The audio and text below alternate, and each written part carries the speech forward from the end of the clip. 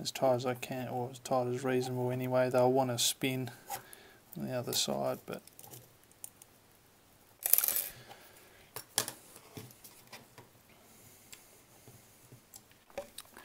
next we have the camera plates and camera to prepare.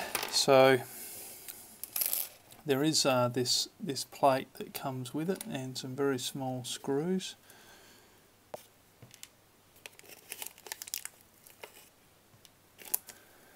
Here they are. These are the two little screws I'm looking for that come in the HOBBYIN Martian 2 kit that help hold this backing plate on.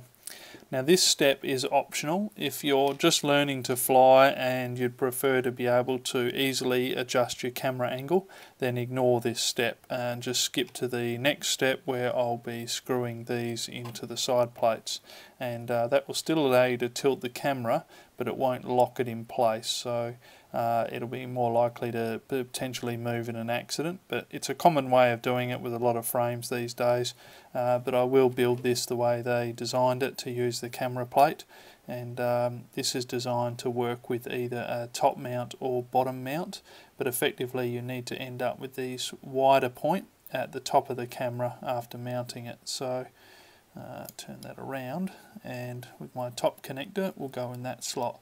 Now if this was a bottom connector camera, it would fit in this slot down here for the connector and be mounted like that. So screw this in a way that, or mount this in a way that has this top tab at the, or this tab at the top of the camera. So to fit this, I need to remove the original screws from the backing plate.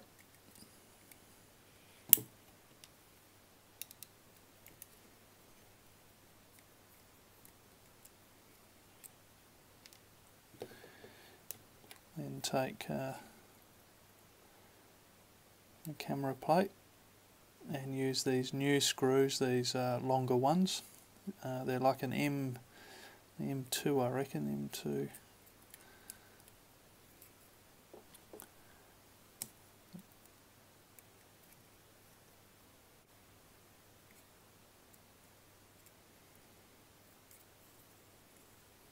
Now you're just screwing into plastic here, so just need it to be firm. If you strip them, it will be a problem. So that's now in place. The original screws we won't be using, put them aside. Next step, which is, this is where you want to now mount the side plate. So if you chose not to fit the backing plate, just go ahead and mount the side plate, and this is where you need to pick the slot, the angle slot that you want. I'm going to go with the most amount of angle, so I think it works out to be 45 degrees. It's this slot here, and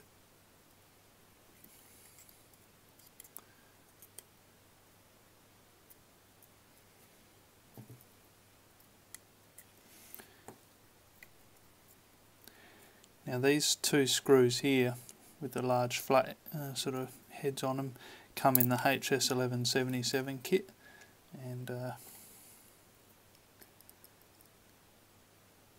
they can be a bit tough to get in the first time normally.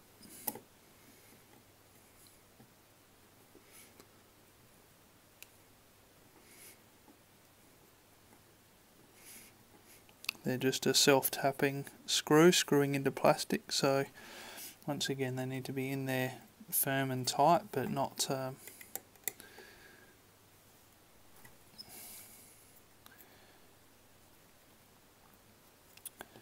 not over tightened, or you'll strip them.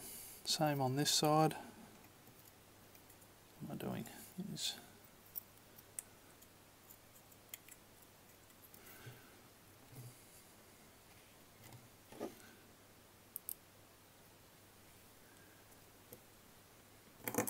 If you're using the backing plate that locks the camera in place, you really don't have to be overly tight with these side screws, but if you're not using the backing plate, then you'll be relying on the friction of these to hold the camera in place.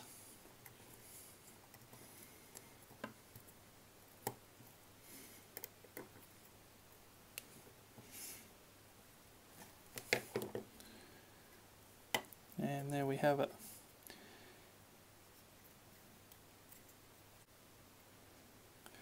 Now I'm a little bit concerned about the camera fitting through these side plates.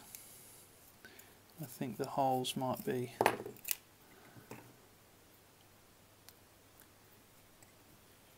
a bit small. They should be reasonably tight, but I think that's not fitting over like it should. I wasn't real happy with these, so I've measured the hole. The original hole was 3mm. I drilled it out to 3.5mm, and it's much better now. So yeah, take a look at that if you're assembling it. And this hole should sort of slot over the top of the first step on the side of the camera. If it doesn't, you might need to hand file it out with a round file, or use a 3.5mm drill bit. So I'll start to put that back together now.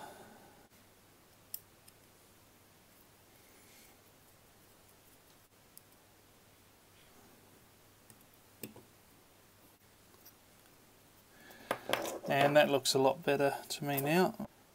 Unfortunately, my camera stopped recording for some reason just as I was about to hot glue this on, so all you've missed is me using a hot glue gun to stick my LC filter and Pololu in place here. I placed it so it sits within the edges of the slots for the camera side plates, so this will fit nicely snug around the outside of it there, and it's back far enough that it's not going to impede the camera, but also that I can still disconnect the power cable to it. So that's all you've missed. And now I'm going to grab the heat gun and just close off the heat shrink around the cables.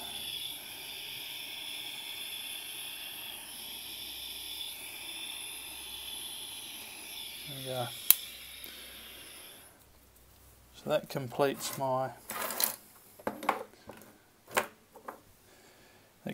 the video supply circuit, power supply circuit.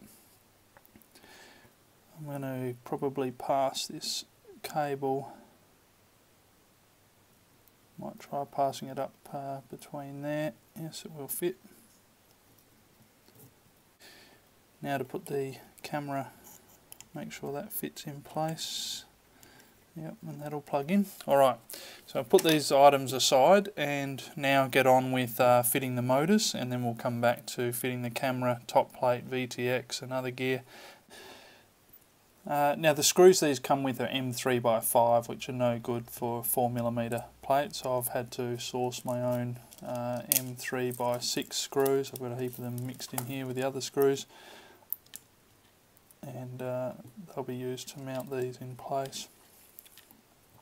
Now what I'll regularly do is, I don't normally have this much room between the ESC and the motor, so I'll just fit the motor with one screw, take it off, cut the cables, then take it off, prepare it. But I reckon there's enough room here to do this, so let's try one, starting with number 1 here.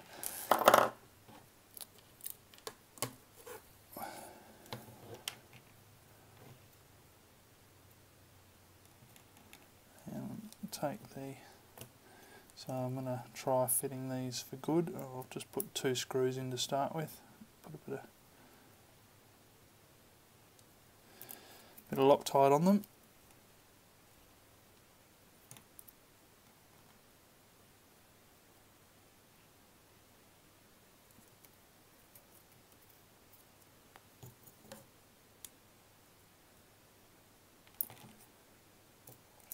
I will put all 4 in, then they're centered properly, and then I can do the screws up tight.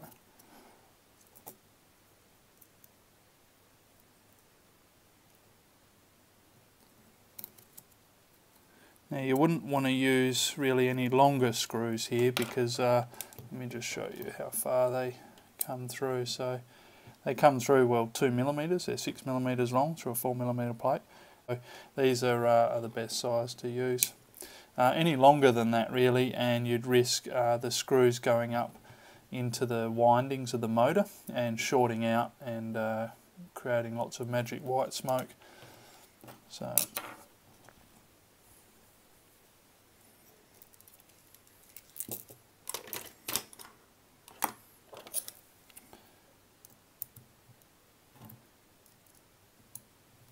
I hope I don't have to remove this, but those up tight. Let's move that out of the way for a minute.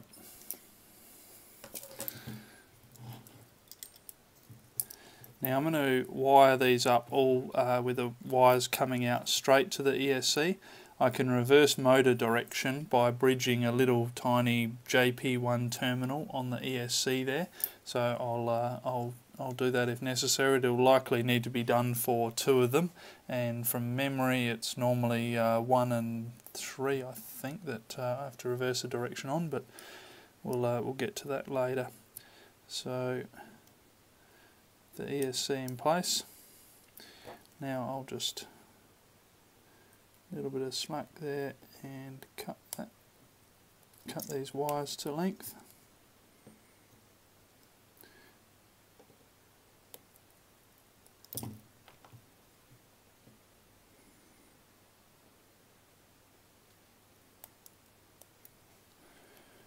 There we go, throw those bits away.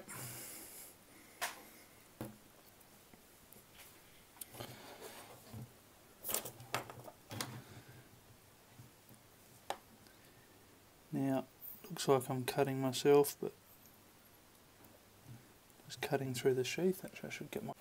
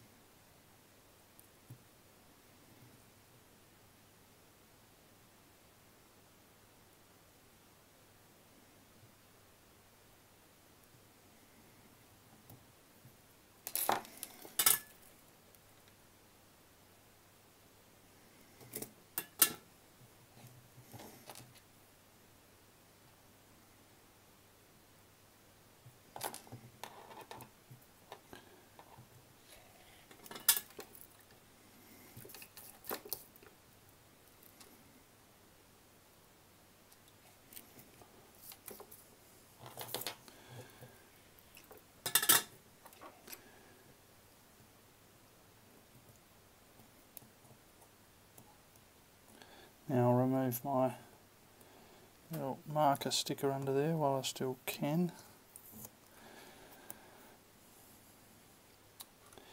Now I can't solder these on yet because I need to put heat shrink over the ESC. So I've got this this clear heat shrink here.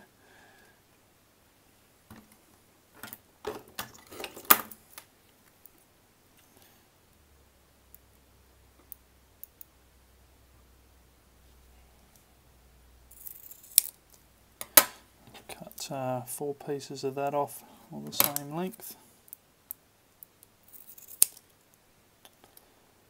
A bit longer.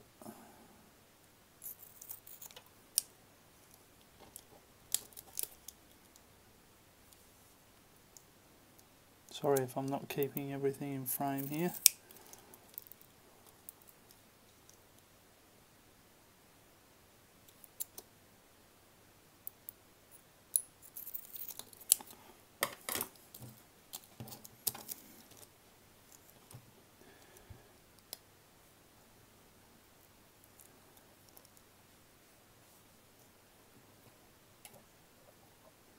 Now I'll remove my glue tack.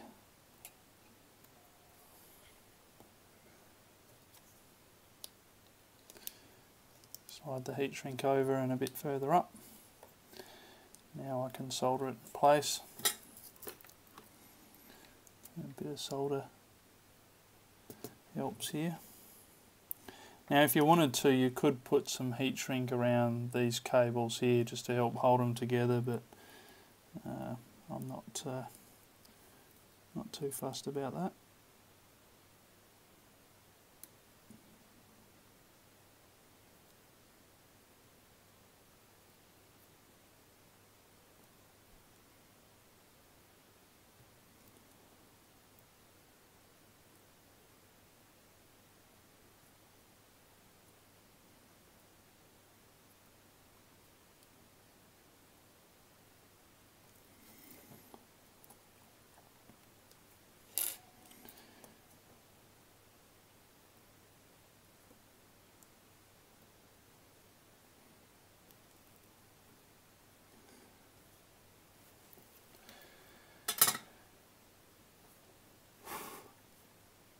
There we have it. Now I still won't shrink this yet until I know the motor direction, so I can still access the JP1 terminal or pads to bridge if I need to. Anyway, it looks like there's enough room to do that. So now I'm going to continue that sequence for the other 4 motors. I'll screw them all on, and this is where I find putting the standoffs on here helps to sit the frame up this way to hold the motor in place while you get the screws in. Otherwise it can be a bit of a juggling act.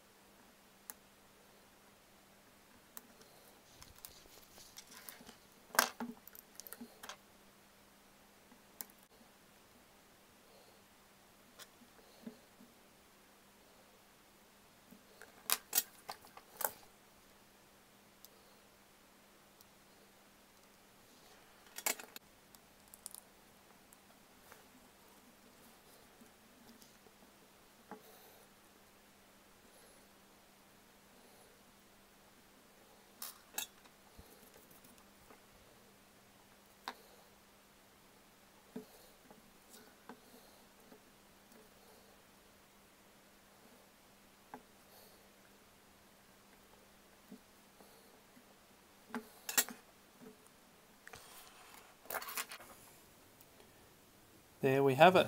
They're all in place. Before I can check motor direction, I need to bind the receiver to the transmitter. Now, I've already created a model in here and just named it Martian 2.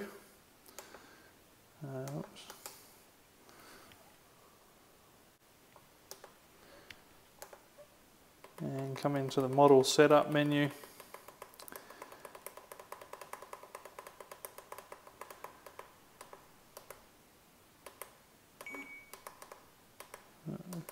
D16, bind, press and hold the bind when it's on bind, and it will start beeping like this. Then come over here, press the bind button on the receiver, plug it in, let go of that button, press the enter button here, it'll stop beeping, unplug and plug back in, and it's bound. If I turn this off, we should see the green light go out. There we go, and back on again. Red light flashing. When this powers back up, green light will kick in. There it is, job's done. Using a Windows PC, visit the Flyduino website, navigate to the KISS Flight Controller page and download the Chrome app GUI or Graphical User Interface. Now I've got the KISS user interface up and running and installed on the PC, so I'll plug in the USB cable. Pass that around the back and plug it into the computer. Now, the first time you install this, it will go through and install a new driver for each flight controller, but once it's done that, it'll allow you to connect this I know it's probably not the easiest thing to see right now, but once it's come up now, I can connect to it and open this screen. Looks somewhat some similarity to the Clean Flight stuff, but it's pretty much all just in one screen. So now I'll work through and set up some of this, which will then allow me to arm it and check the motor direction. So we can see on the diagram here that motor number 1, I've got it sitting the same way, so motor number 1 needs to turn clockwise, 2 anti-clockwise, 3 clockwise, and 4 here anti-clockwise. So that's quad X. I need to change the receiver type to a FreeSky S-Bus. And another thing for this that I found I got caught out is you've got to be connected to the internet. If your PC is not connected to the internet, it doesn't save any of your changes, it seems. So I also turned the level mode down to 0. So this is when you get a failsafe or failsafe level mode. If you're flying a DJI Phantom or something, you probably want it to hold position for 10 seconds to see if it reconnects. But with a racing quad, we don't want it to do that. So I set this to 0, meaning that when we get a fail safe, it will drop out of the sky immediately, which is the safest measure. I'm not going to mess around with any of the PIDs and rates down here just yet. I'm going to come over here to min throttle, leave that at 1070, leave the max at 2000. You can start to alter these to set up the equivalent of air mode, but I just run an idle up switch anyway, so I'm going to leave that as it is. I'm going to set 1 shot 42 on over here. The default is 1 shot 125, but these KISS ESCs will run 1 shot 42, which is a better protocol. Here's the option FC rotated by 180 degrees. So if you did mount the flight controller in backwards or facing backwards, then you can turn it here by 180. Unlike Clean Flight and the Naze stuff, which allow you to rotate in all the different axes in increments of 1 degree, you can only rotate this flight controller by 180 degrees in the yaw direction. So with the arrow pointing towards the back of the quad would mean you need to tick this box. But I've got it mounted the right way, so we'll leave that. And this is where I come into auxiliary 1. And I'm going to set high as arm mode on auxiliary 1, so I've got that switch set up. I can't remember what, I think it's my SG or one of my switches on the Tyrannus for arming, and that's all I'm going to do at this stage. Save those settings, and then I can disconnect.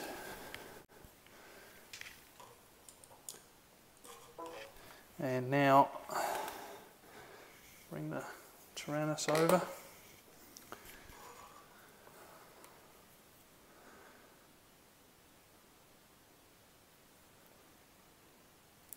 I've just got to remind myself which switch it was. So on here on this screen I can check. Yeah, so it's that switch there that I've set up. SE is my auxiliary switch.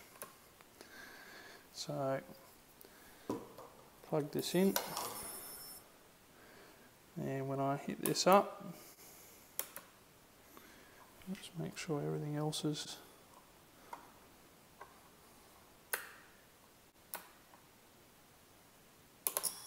there. We go. Just check the motor direction. So this one here, number 2, is spinning the right way.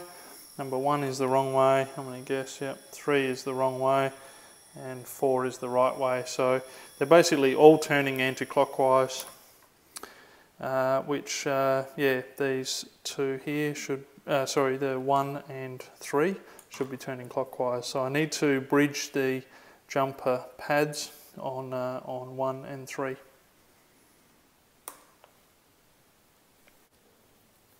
Back at the solder station, this is number 1, this is number 3, so these are the 2. There's a tiny little, 2 little pads on there underneath the little label saying JP1, and it's a little bridge that we've got to bridge those little solder pads. Now I've changed back to a fine soldering tip on the soldering iron, and I'm going to carefully come in here and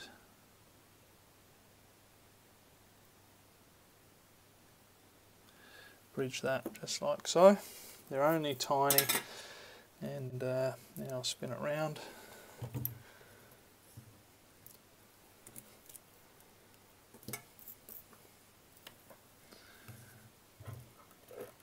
Now, before I do this, I have on a previous time I did this, I came in on this angle over the top. I must have a little bit of dauber solder underneath there, and I've touched something and maybe put some solder where I shouldn't have. And this is what happened. All this area in here, when I powered it back up again, went kabang, and we got the magic white smoke. So you do want to be careful when doing this.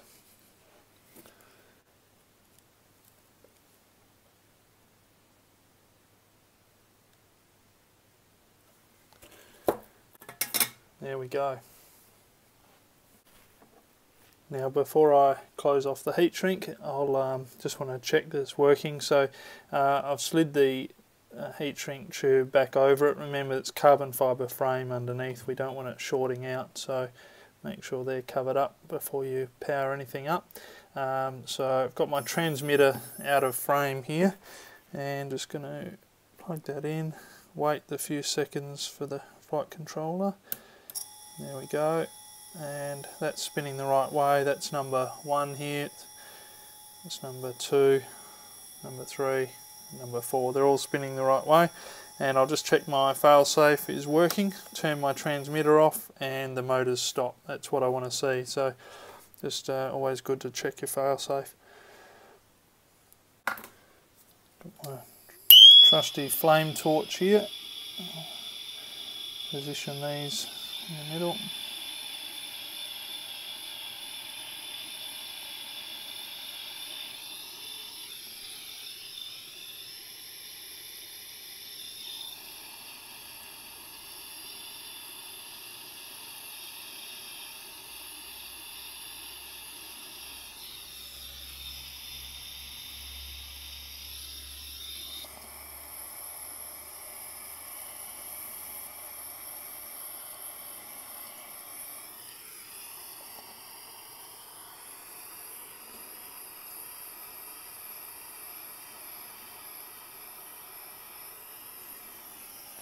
Now the underside's a bit trickier.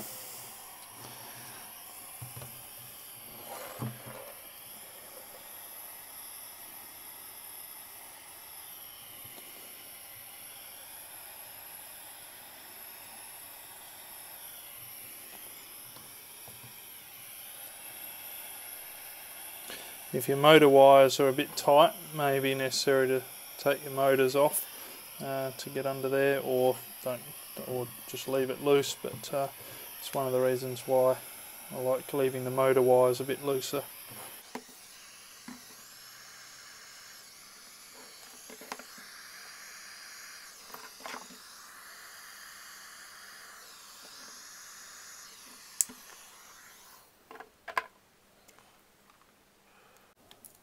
They're all done.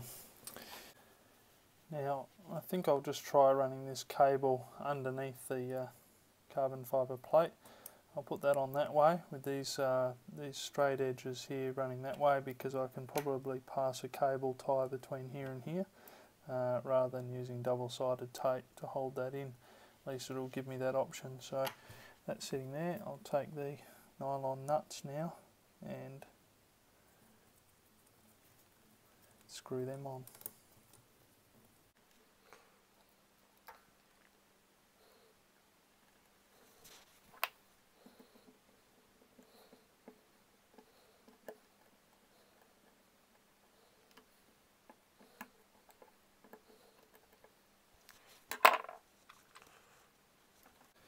Now it's time to prepare the top plate before we go any further. Here's our top plate, and this, I'll turn around this way, this is the front of the top plate, so this slots for the camera. The VTX antenna is in the back here. So I need to file off this edge here, and this edge and this edge or corner, because I'll be passing potentially the strap around here to hold a HD camera on, and the battery strap will go around this section here. So it doesn't matter which side you do it on, it's universal that way, but I need to do that front section, the middle section on both sides. So I prefer to do this in the sink, and ironically I'm going to use the little file that come with my Alien, but you can use sandpaper otherwise, or or even possibly an emery board, and just a matter of rounding off the sharp corner. It helps your battery straps last a lot longer. Now a lot of people think carbon fibre dust is, like asbestos or something. It's not proven to be carcinogenic in any way, shape or form, but they don't advise breathing it in, but it comes in the same category or class as typically as wood dust, so best to do it under running water, and then you get rid of the problem straight away.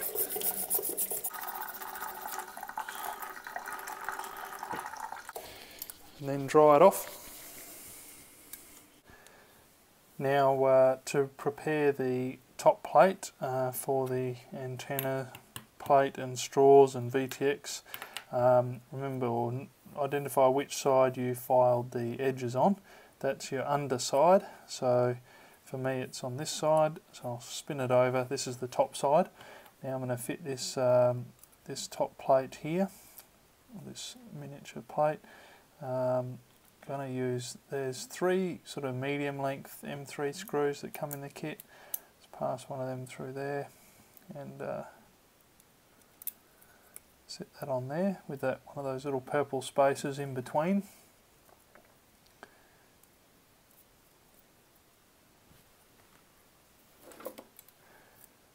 Then actually, before I do that up tight, I've got to put this in place. Now this pigtail, I prefer to put the washer underneath rather than on the top. It just helps space the bottom out a little bit, so that the cable can more easily run around the edge of this nyloc nut. So I'll put that on there. Then I'm going to use my hobby knife to just scrape a bit of the blue Loctite onto the bottom there. These are notorious for coming loose, and if this comes loose, you've got to remove, unfortunately on the HOBBYIN, you need to remove this plate to get to it. So the hole here isn't big enough for an 8mm socket to pass through, so unless you've got a really skinny 8mm spanner, you've got to put this on now.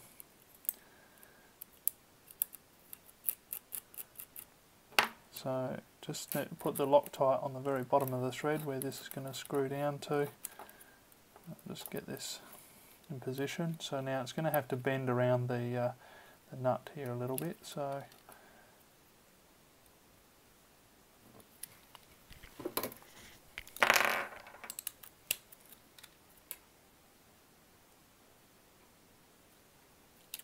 do that up nice and firm.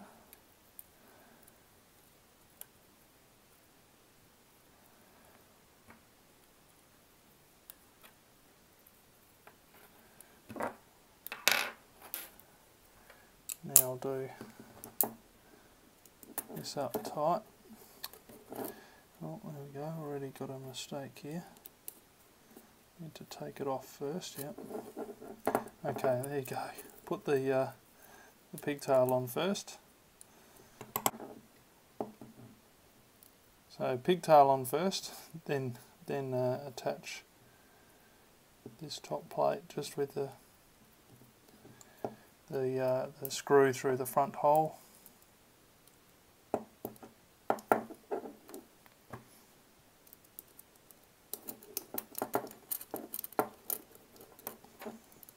And do that up nice and tight. Still move it slightly. Move my antenna cable back to there.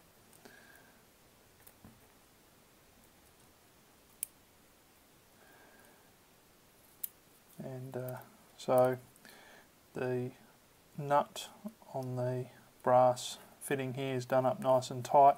This is done up tight, and now I'm ready to put these straws through. So I bought these from a hobby store actually in Singapore. This is 4mm straw.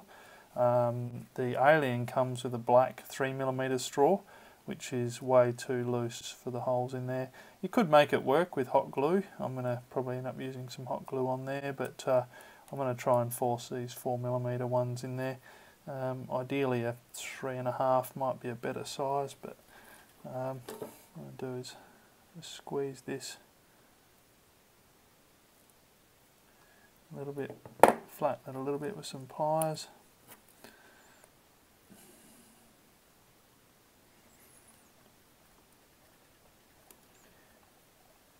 Oops, it's gone a bit too far. I want it through so that there's probably 2 to 4mm of straw coming through on this side.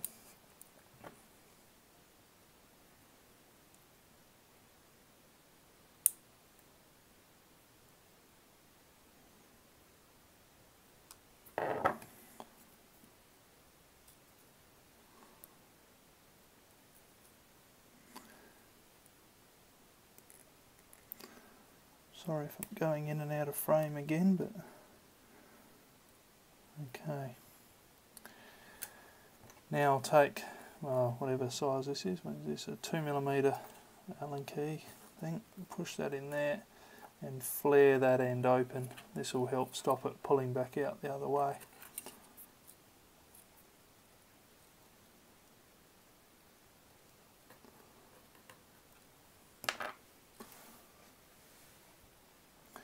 I've got my heat gun ready, so I'm going to punch some hot glue down into there.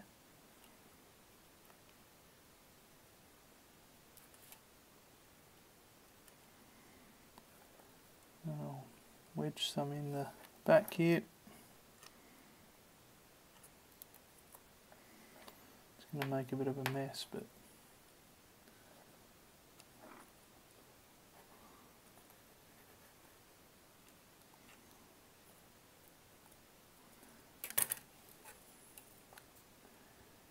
and a bit on the underside.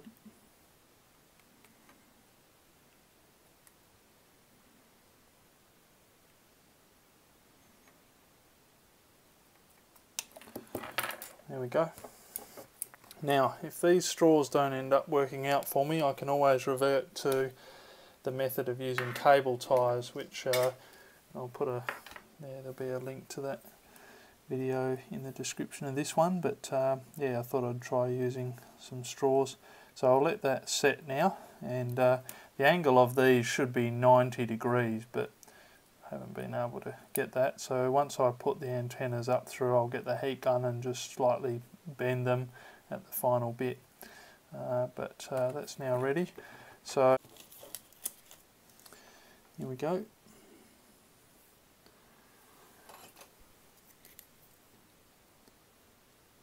So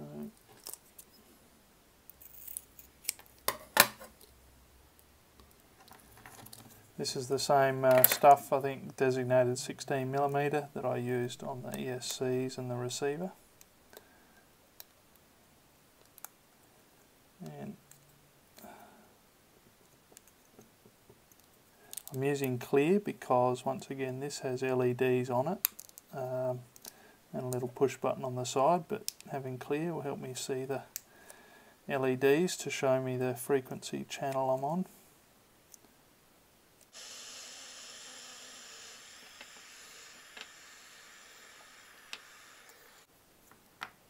Let that cool a little bit, then I'm going to cut out the area around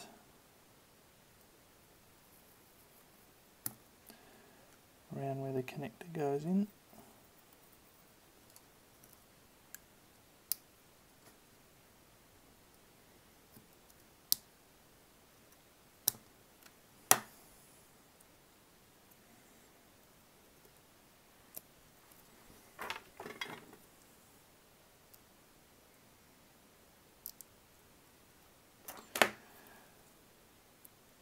the button, still able to push that in, optional whether you want to cut out around that, but it's still got the detent feeling on it, so that's ready.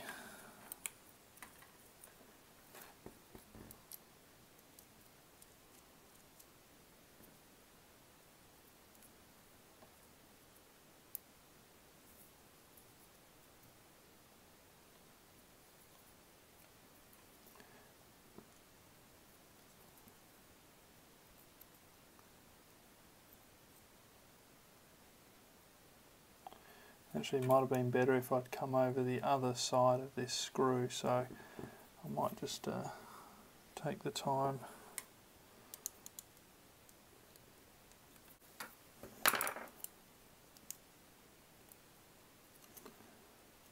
Okay, there we go.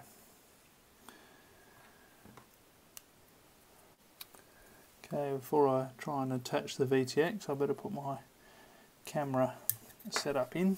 So I'll plug that in.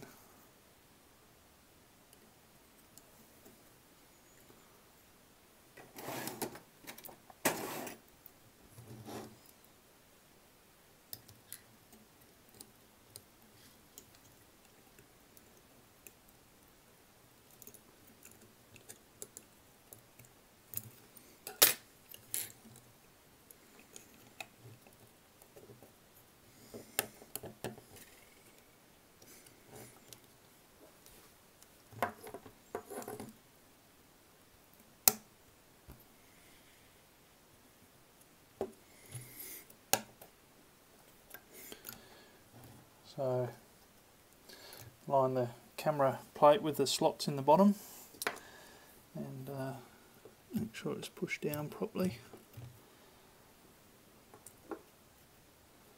Now that can sit on top. Now I did have some double-sided tape with foam in it to use for this, and if I was going to use that I would have cut out a square the same size as the base here, pushed it onto here, and then peeled the backing off, stuck it upside down and carefully lowered it onto that plate and then pushed down through the holes to stick it down.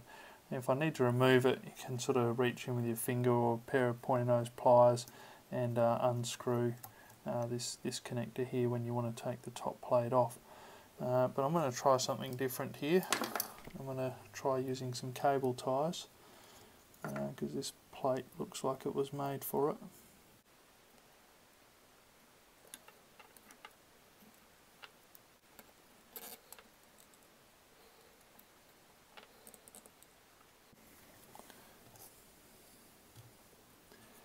Now I've left that a little bit loose, pass this underneath.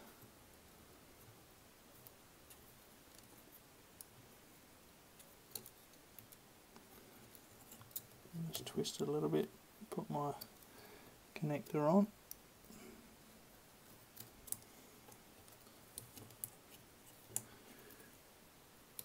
Now I've got to be careful that there's a button on this side and I don't want to pull the cable tie over the button. Need to still be able to access that.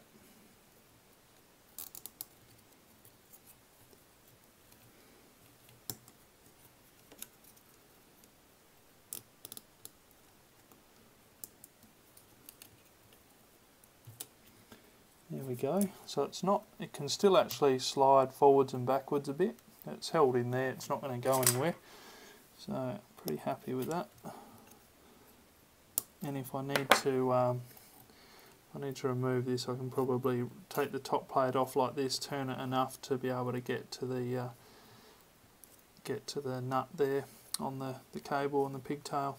So it's got a little bit of flexibility in it, and that's lined up pretty well. Now all I've got left here is these antenna cables need to be passed up through the straw. So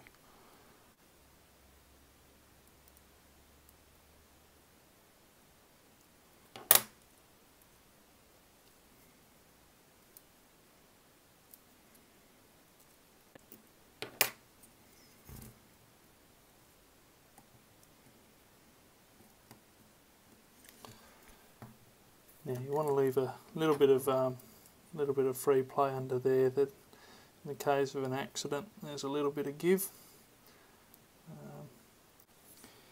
Now the top plate, push it over at the front, the camera slots there, and ready to put this on. So now should have two little purple spaces left over, these little purple ones. You're going to go in the back here, push them in,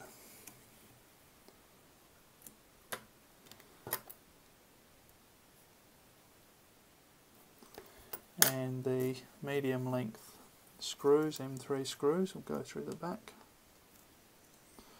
These ones probably not vital to have Loctite on these because they're a bit longer, but a little bit won't hurt.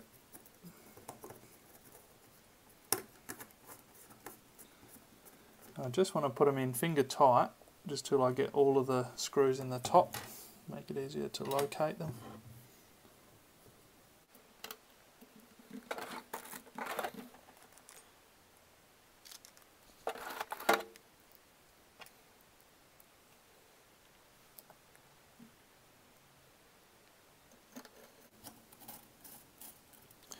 Once again, just leaving them fairly loose at the moment till I get all of them started.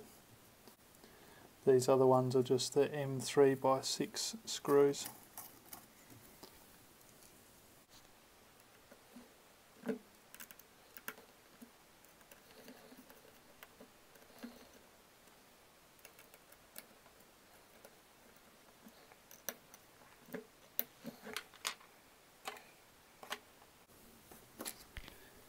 Now to tighten them all up.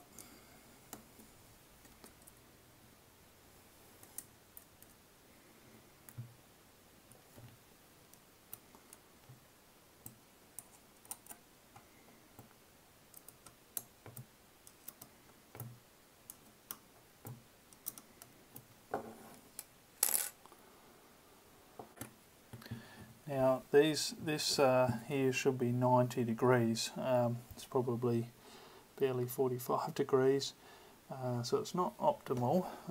It'll still work, but what I'm going to do is take this and have a go at gently heating this up. Now, hopefully you can see the black there is the end of the shielded part. Then there'll be 32 millimeters or so of antenna cable above that, which is probably hard to see through the opaque tube. But, just going to heat it up on the black section a little bit and see if I can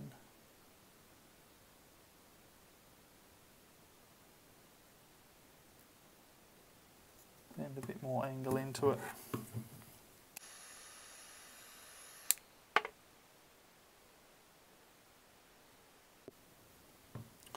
I didn't get my bend in exactly the same spot there. I was trying to show you on the camera, but now I've got a much better 90-degree angle, and just going to pull these out a little bit, and because I've got the clear, I can see the end of my cable is there. I'm just going to cut it a few millimeters above, 5 millimeters above or so, and there we go. That's it's now complete. These are relatively solid but flexible, so I'm hoping they'll hold up in a crash and be a bit more resilient. They certainly should offer good protection from the props, and they're fairly stiff. So screw my VTX antenna on. Because at this point now, if I power it up, I need to make sure I have a VTX antenna on so I don't burn out the VTX itself.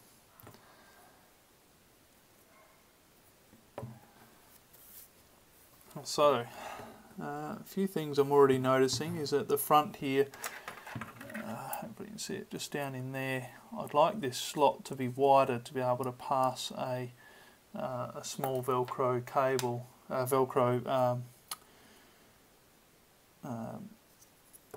strap through there to hold a GoPro session on. Normally try and use an old busted one here. I'd normally aim to put a bit of foam padding on there and sit that on there, and then pass a strap around it, and I've found that's worked pretty well for me in the past. What I need to do is fit a battery pad actually, but this doesn't come with anything, but that's alright. I've got the foam here from the VTX box, and I'll use that. So that's what the video transmitter came in. Just cut out a big piece of that, and I'm going to end up cutting a wedge piece. There's a well-worn one that'll sit at the front there, but that's still a little bit too long. So now to attach this, a couple of options. You can use the hot glue gun, which I've never really done. In fact, because I've never done it, I'm going to do it today. I normally use just double-sided tape, but let's try a bit of hot glue on there, see whether it holds.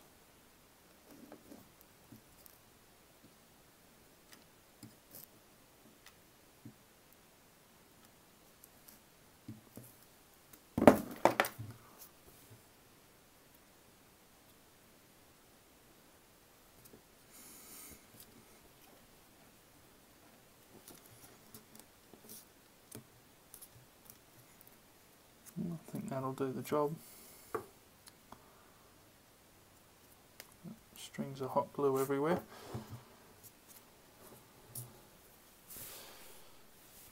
Now the battery strap.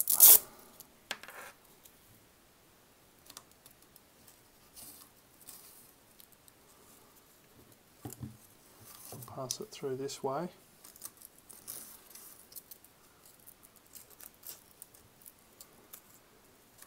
Because what I'll probably do is a small cable tie through the D-shackle D-loop here. I know it'll end up on the front or the back, but a small cable tie there, and then the XT60 of the battery will pass through that before going into there. Will help hold the cable out of the way of the props. This cable tie is probably a bit too fine for the job. I might find a bigger one, but for the moment that'll do. The ESCs, take some electrical tape. Now I'm probably going to end up going out of frame, but I'm just going to use some of this electrical tape. You can use cable ties, you can put double-sided tape underneath them if you like, but I'm just going to use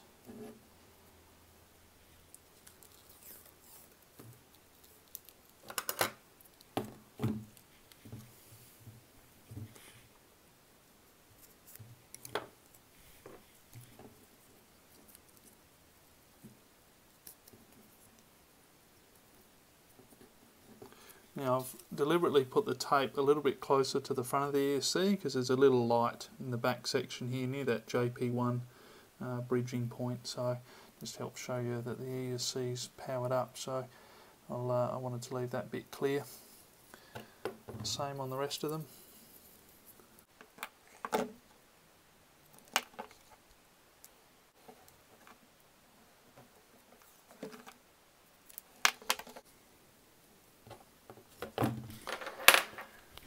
I've decided to use the hot glue gun and just put some in here where the antenna cables pass into the straw.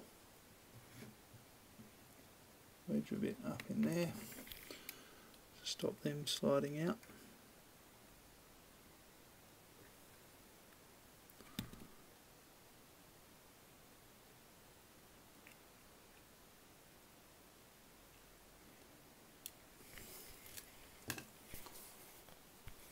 Probably the most hot glue I've ever used on a quad build. I think it's now ready for props and some further programming in the KISS GUI. I'm going to step you through the final configuration process now. I have some screen capturing software, video software on the PC that I'll use to go through it with you. So take a mental picture of all the bits and pieces I've got out here. Let's just step through them. I've got the quad here. Now the props haven't been fitted yet. If you do have props fitted, you need to remove them. I can show you my scars sometime to prove that it is a stupid idea to leave them on. I have a 4S battery. It's not really big enough to be a flight battery, but it's a 4S battery to power the quad. But note that it is currently disconnected. I have my Tyrannus, FrSky Tyrannus transmitter here. Let me just show you that I have the model Martian 2 selected in there. So I've got the model selected that I'm bound to, this model here. So I'm going to turn that off. So the Tyrannus is here but turned off. I have a USB cable with a micro USB end. It's plugged into the PC, but it's not connected to the quad. And I have the PC running the KISS GUI software, which is a Chrome app in Windows. If you haven't already got it, then you'll need to research, download and install it, and then come back to this point in the video. Welcome to the KISS GUI. First of all, top left corner, I'm showing no ports here in the drop down tab. I'm going to connect the USB cable, and almost immediately now it changes, well, for me to COM26, it might change to COM any other number. Doesn't matter what the number is, but it just shows that it recognises it and I can now connect. If you don't get a number here or a change, then something's wrong or it's still loading a driver. Now I'm going to hit the connect button and it's going to take me into this middle tab, the configuration screen, and this is the main screen. We were in here earlier where we changed a few things. Let's just quickly step you through it. UAV type default is quad X, and that's what we need. Here's a little diagram of the quad showing motor numbering and motor direction with a little camera here to indicate the front of the quad. We changed the receiver type to FrSky S-Bus, which is what of course I'm using, and the fail-safe level mode was set to 10. We changed it to 0, which is what we need for a mini quad. We're going to come back to PIDs and rates. We haven't done anything there. General settings, haven't touched anything there. All I did was, it was originally set on 1-shot 125. We changed that to 1-shot 42, which is the better protocol for the KISS 24 amp ESCs. If I'd had the flight controller in there mounted backwards, I could have ticked this box. I don't need to. I changed this from no action on auxiliary 1. Auxiliary 1 switch is programmed to be my SE switch. You can set it up however you like on your Tyrannus, but for me that's my arming switch. So I set that to high position of the switch to arm. If I had a buzzer fitted to the quad, I could set perhaps my auxiliary 2 to buzzer, which would help me find my quad in the long grass when I lose it. But I don't, so filter, LPF filter is set to high, and that's the new default. It used to be off, but now it's high. High is actually the lowest form of filtering, I think, but whatever it is, it seems to work pretty well for me, and they're the base settings. Now I'm going to quickly, 2 minutes, going to show you how to calibrate the KISS ESCs. If you couldn't be bothered with this, then skip forward and or sit tight and join us later. This process isn't necessary, but for those that really are adamant that they want to do it, then this is how you do it. Right, 2 minutes. First of all, min throttle. Need to set that to 2000. Save those settings, disconnect, reconnect, and just make sure it stayed there as 2000. Okay, now remember, I've just got the USB plugged in. I'm now going to turn my transmitter on, and I should see the bind light on my receiver turn green. There it goes, turn green. Now I'm going to arm the quad. The quad is now armed, still with no battery connected, but I'm now going to connect the 4S battery, and it's connected. ESCs sing a little tune, and lights flash a little bit. Battery's now connected, and the next step will be to disarm the quad and unplug the battery, turn the transmitter, the FrSky transmitter off, change this setting back to 1070, save settings, disconnect, reconnect just to make sure, and that's the job done. Rewind, replay it a few times if you need to. That's what you need to do if you want to calibrate the ESCs, but it's really not necessary. Now on to the next step. Now remember, my battery is disconnected and my Taranis transmitter is turned off, but I do have the USB connected to the quad, and I'm connected through the GUI. So this is the main screen.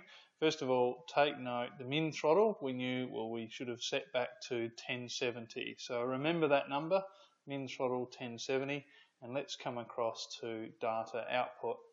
Now, see all the numbers here, they're pretty generic, 1000 all on this side, 1000 here, 1500 there, and disarmed. Now, first of all, here is where we can calibrate the accelerometer. First of all, I'm just going to pick the quad up and shake it around, and see all the squiggly lines now. So, little test, just make sure that you do see all of those coloured squiggly lines. None of them in there were flat, which a flat line in there when I shook it around would mean that one of the gyros or accelerometers is no good, and I have seen that on a friend's KISS flight controller from the first batch. So, so now I'm going to calibrate the accelerometer. It should be calibrated. I have it sitting on a dead flat bench. Just click on that and the job is done. Now I'm going to turn the FrSky transmitter on, and let's see what happens to the numbers once it's turned on and the bind goes through, or the connection goes through. There it is, and bingo, we now see a change in these values on the receiver side. This is currently what's coming through to the flight controller, through from the transmitter, through the receiver, and through the S-bus communication to the flight controller. Just note that the throttle here is at 1043. So that's my throttle sticks all the way down, and that's the minimum throttle output from my Taranis at the moment. Remember that 1070 number? Well, this number has to be below 1070. If it's not below 1070, your quad won't arm and you'll start pulling all your hair out. So make sure that this is below. If it's not, then you'll need to go into your Taranis or transmitter settings and reduce it any which way you can to get it below 1070. Now, I've got an arm switch, as you know, set up on SE, can never remember, and I'm now going to flick the arm switch, and we should see this auxiliary 1 change from low to high. Remember, my auxiliary 1 high was arm, flicking the switch, and bingo, 2000 here, microsecond ppm, and that's now changed the status over here to armed, and the motor outputs have changed to 1070. So this is the output from the flight controller to the ESCs, and it's an output of 1070. Most motors start spinning at 1015 to 1030. So 1070 is a pretty safe number. In one of my previous videos I talked about using 1080. Yeah, minor difference here, but 1070 is a safe bet to know that your motors are going to be spinning. So and not cogging up. So it's important that this is below 1070, as I said. I'm just going to disarm. I'm now going to slightly increase my throttle, and you'll see this number go up. I'm going to increase my throttle to 1075. There we go. I've just moved it a millimetre or two, and now I'm going to hit my arm switch again, and you'll see this went up, the auxiliary arm being up and down here, that's up, but the quad is still disarmed and there's no motor output. So that's what happens if you don't have it below. I'm now going to disarm, move it below, rearm, and we're back to being in an armed state. So that's the first few tests and that need to be done. So with our throttle and arm switch set up and tested, we now move on to the other controls. Now we have roll, pitch and yaw here. So for the roll, we need to make sure these are all centered on about 1500. Now my pitch isn't, because I've got a bit of a dicky spring in my transmitter. So, if I flick it, I can typically get it around 1500. So I need to make sure these are all centered on or as close to 1500 as possible. If you need to adjust that, you'll need to go into your Tyrannus or transmitter and do so. Next we want to check so that's called the midpoints. So make sure your midpoints of these three are set to these numbers. Now let's check the endpoints. So the roll first of all. So if I move the roll stick left on the transmitter, remember my transmitter is still turned on, I come down to 1000 and back to center and all the way to the right to 2000. So my midpoint of 1500 is halfway between 1000 and 2000, which is good to see. If you have a different, I've got 500 units here to the left and 500 units or microseconds of control to the right. If I had an uneven number, then I should adjust it. Otherwise, my quad will roll quicker in one direction than it will in the other. So that's checking midpoint and endpoints. In the pitch, now it doesn't matter if your endpoints maybe were 1050, 950 to 1050 should be fine, but as long as they're even both sides. Now pitch, the same, 1997, pretty close to 2000. And down to 1000, back to, well, as I said, it's a bit dicky this switch, so sitting just above 1500, but once again I've got an even amount of movement up and down, and the direction of the stick represents what's going on. So actually just back to roll, that's roll right, so I move the stick to the right and it rolls right. Left and it rolls left. If it went the opposite direction to which way you're pushing the stick, then you need to reverse the direction in your transmitter. And same for pitch, that is moving the pitch stick up towards the top of the transmitter and moving the pitch stick down to the bottom. Now the yaw, I'm in mode 2, so this is on the other side with my throttle. So yaw left, moving the stick all the way to the left of the transmitter, I'm down to 1000, all the way to the right, I'm up to 2000. So that's pretty much centered on its 1500, so that also is spot on. I don't need to change anything there. So that's tested all of those. And just make sure they're all correct. If you need to, reverse directions, set your midpoints, set your endpoints, and we should be good to go. Back to the configuration screen now. And next will be PIDs and rates. So what I'm going to do is go into user, and I'm going to select some rates that have already been done. It's a friend of mine, and I'm going to choose some rates that I think are going to be quite good. I'm looking for plumber, alien 5 with a date. I'll choose that. So he uses the same motors, same ESC, same flight controller, and well, it's an alien frame, not a Martian frame.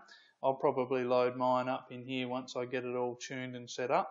So I'll do that. I'll now click on the use button and you'll see all of the PID numbers here change, and there we go. So that's what I'm going to go out and start with.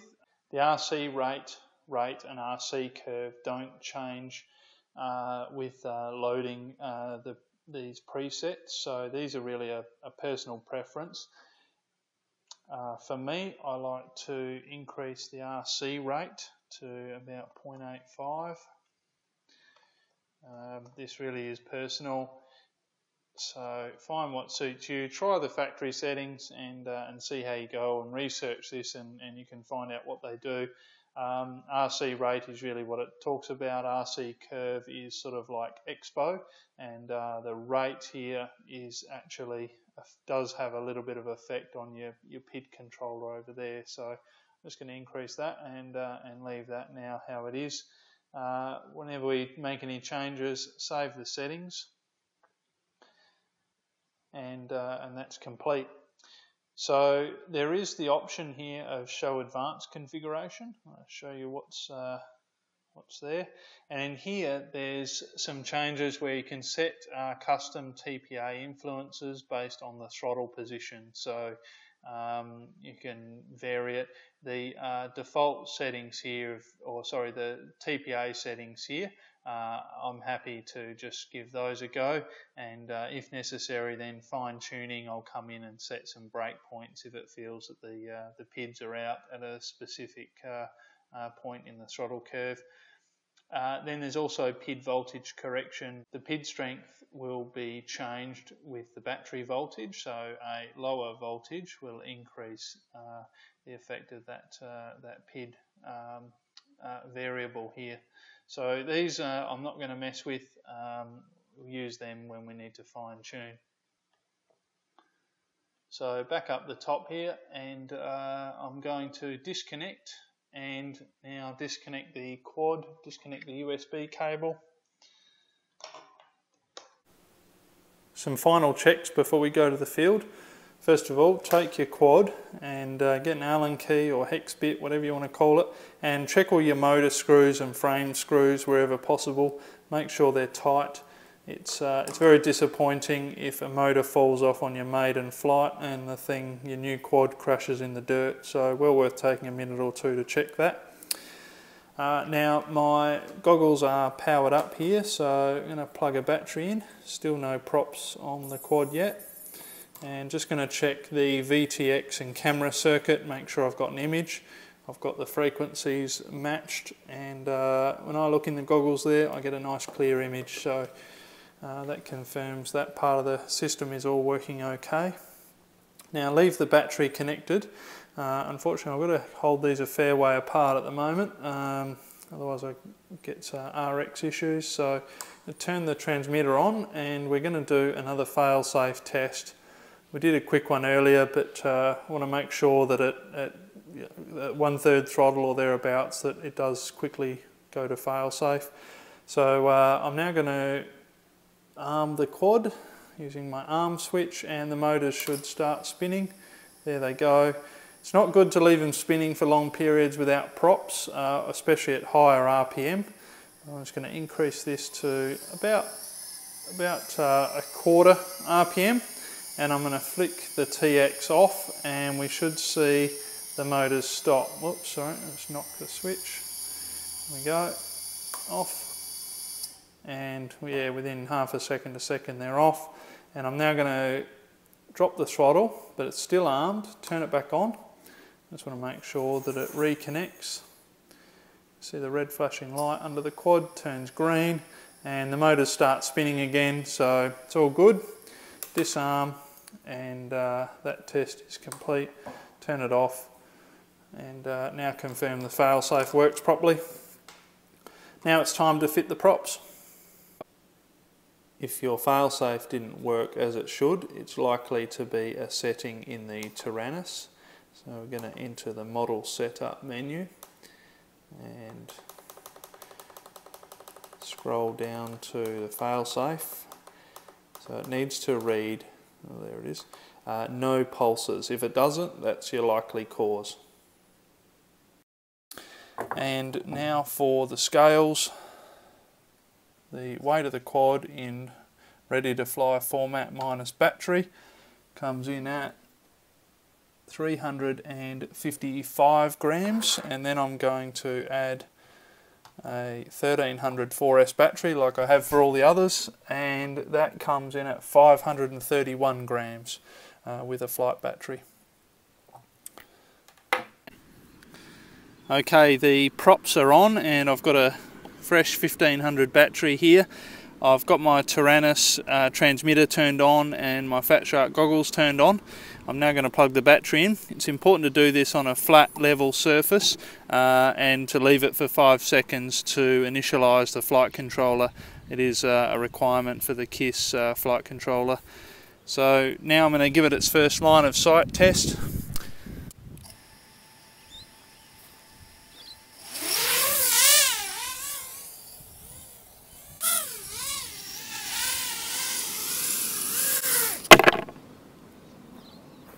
There we go, successful line of sight test. Now for FPV.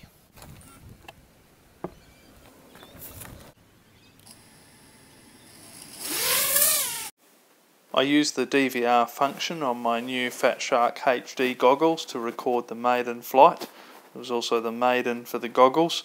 Now there was a bit of stuttering and a bit of shudder on the high throttle punch out. Here's one coming up, and if you saw that there, replay it. There's the shudder just before I did the roll, and that's pretty indicative of a p-value that's too high. It sort of surprised me that it was there because I was pretty confident that this tune would work well. There's another one punching out over the trees. Have a look at that again. Apart from that, it handled very well, but anyway, it was perhaps back to the drawing board and have a look at retuning it. Instead, I jumped on the phone and called Plumber, and these are the props I was using, 5x4x3 HQ props, the standard ones, some schizo blue ones there, and turns out he was using these props. So I fitted a set of these. These are the HQ 5x45x3 bullnose, and his tune was based on these. So I was very keen to see if his tune would work for this quad, so I fitted a set of these rather than retuning, and grabbed a fresh 1500 mAh 4S battery, and it's time to head back in the field and see how it flies.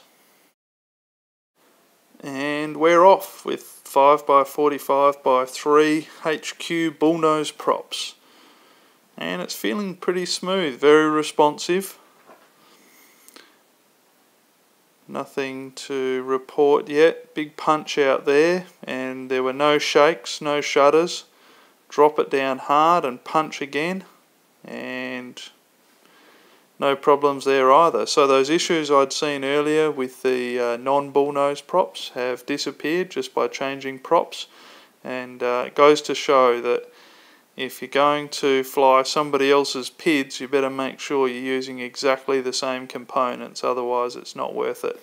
Remember, I haven't changed any PID settings here. All I did was change to the props that Plumber had used to tune his 5-inch Alien, with the rest of the components the same as what I was using. So yeah, another punch out here over the trees, spin it round, pop it in underneath. Now, I'm not the best pilot in the world, but this tune and this setup really did instill a new level of confidence in me. And big rolls like and big loops like this, that coming out of them is quite often where you'll get a bit of a shudder too if your tune is off. So very special thanks to Plumber for sharing his tune with me.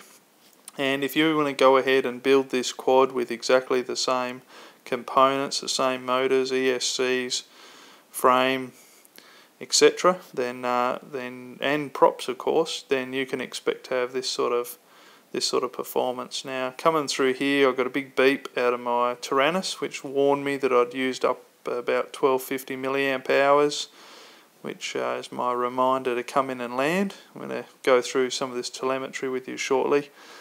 I'm having a bit of trouble with the 45-degree camera angle, trying to find somewhere to land. So I pick this tree, fly up towards it, then drop down underneath it, and boom, we're done. Now let's have a look at some of the amazing telemetry. I'm still getting my head around it and learning to set this up. So it's still a work in progress. I'll try and make a video on it later. But here's some of the telemetry data you get out of the KISS 24 amp ESCs with the KISS flight controller. Top left corner, fuel. That's the milliamp hours I used in the 1500 battery. So 1325 milliamp hours. We'll check that against the charger later. The bottom row is the battery voltage that I came down with. So 14.82 volts is the current voltage after the flight. Now, if we move over the middle column here, I have battery, which is the battery voltage of my Tyrannus 11.5. The bottom row there is the minimum voltage during the flight. So the biggest sag point, 11.72, and on the right hand side here, bottom row, 17.07 is the highest voltage. Regenerative braking of the KISS would have pushed me above 16.8, and the interesting thing here is the current. 114.5 amps was the maximum current, which is consistent with the current limiting capacity of these ESCs. So it proves the Martian 2 PDB is suitable for the job. Now let's put some of this KISS telemetry to the test. I landed with 14.82 volts according to it, and there we go, charger says 14.81, and we're now charging. The other thing I'm going to check here is how many milliamp hours go back into the battery. KISS said we used 1325 milliamp hours. Let's come back in half an hour and see how many went back in. 38 minutes later and the charge is complete. 1286 milliamp hours went back in according to the charger. So that's about 40 milliamp hours different to what the KISS thought we took out, and I'm pretty happy with that result. That's only a difference of 3 or 4%. Well, if the battery's charged, you might as well use it. So I couldn't help myself, get out for another quick fly. So there you have it, that's the Martian 2. Yes, my camera, bottom of my camera screen there shows Martian 5. It's because it's the 5-inch variant of the Martian 2.